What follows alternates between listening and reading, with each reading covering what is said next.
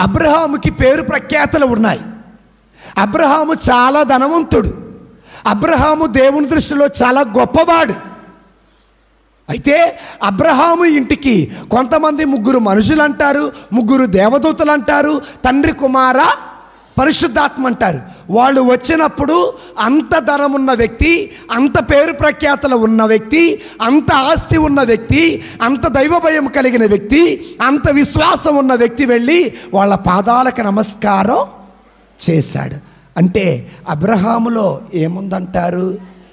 తగ్గింపుతనం ఉంది. ఈ రోజున దేవుని బిడ్డలైన మనకి తగ్గింపుతనం ఉండాలి.